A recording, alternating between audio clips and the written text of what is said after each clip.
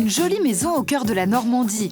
À l'intérieur, un rez-de-chaussée tout confort, chambre, salle de bain et une belle cuisine. Pour ce couple de retraités, un lieu idéal pour recevoir leurs enfants et petits-enfants. Ça va être drôlement bon, ça. À première vue, la maison de Marie-Christine et Bernard semble parfaite. Mais ici, mieux vaut ne pas se fier aux apparences. Il nous faut, pour accéder au premier étage, utiliser une échelle. Donc vous voyez que c'est bien. À mon âge, ça me permet d'entretenir ma condition physique.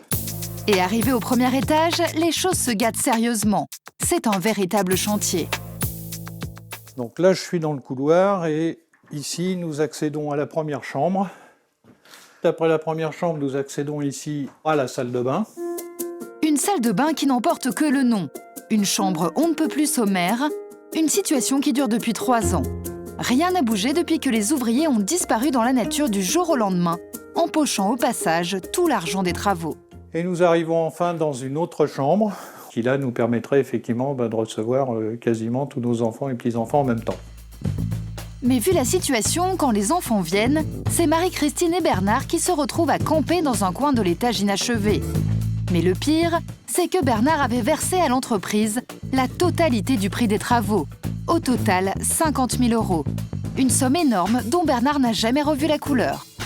Nous avons là, bêtement, versé la totalité de la fin des travaux. À partir de là, ça a été à la recherche de l'entrepreneur disparu. Enfin, on nous a menés en bateau pendant des semaines pour, en fin de compte, apprendre qu'ils avaient déposé le bilan et qu'ils étaient partis, on ne sait trop où.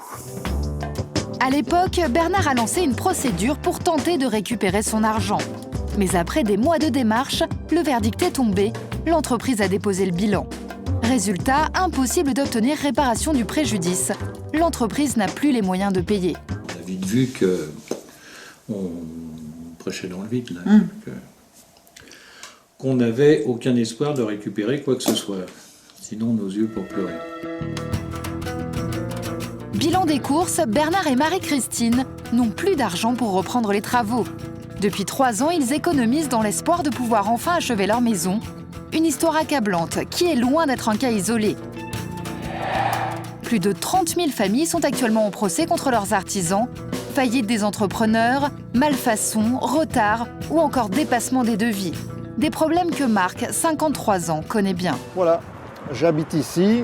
J'ai fait faire une extension qui a commencé au mois de juillet 2009. Et 1 an après, on en est à ce point-là. Cette extension devrait être terminée depuis des mois. Pourtant, c'est loin d'être le cas. Et à l'intérieur, ça ne s'arrange pas. Quelques petits problèmes d'infiltration d'eau. On a une non-conformité au niveau de l'escalier qui le rend dangereux à l'utilisation. Voilà ce qui aurait dû être la cuisine, le salon et la salle à manger. Là encore, un chantier inachevé qui a déjà coûté à Marc 106 000 €. Pourtant, tout avait bien commencé, jusqu'au jour où les ouvriers ont dû tout arrêter à cause d'un problème d'infiltration. Ils devaient reprendre 1 semaine plus tard, c'était il y a 4 mois, et personne n'est jamais revenu. Pour eux, c'est fini, les travaux sont finis, mais pas pour moi. L'entreprise chargée des travaux existe toujours, mais comme par hasard, impossible de les joindre. Pour Marc, c'est devenu une obsession. Courrier, coup de téléphone, tous les jours, il essaie en vain. Mais coup de chance, le jour de notre visite, pour la première fois depuis des mois, quelqu'un décroche. Bonsoir, Marc Olympie de Juvisy.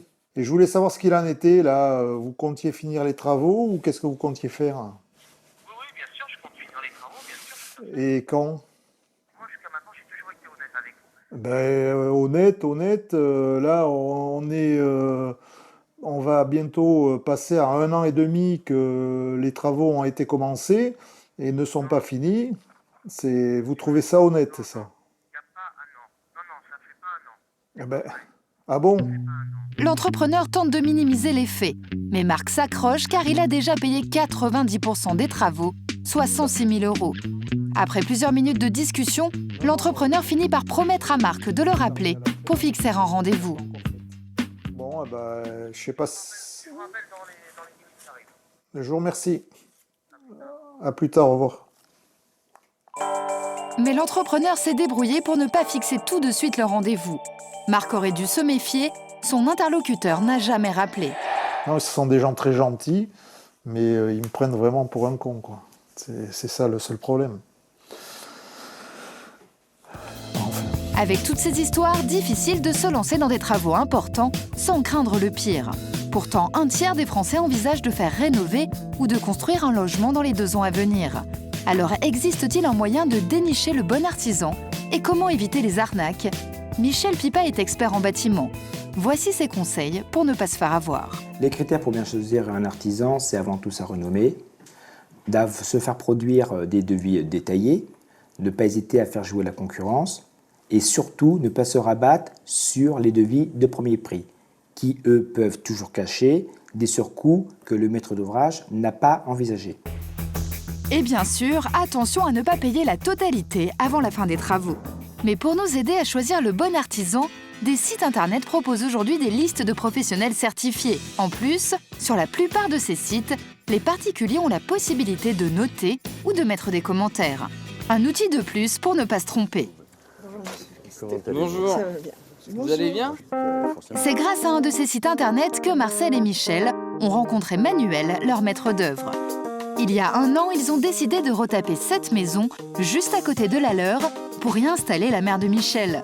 Pour eux, savoir que quelqu'un de fiable va coordonner les travaux et tous les corps de métier est un véritable atout.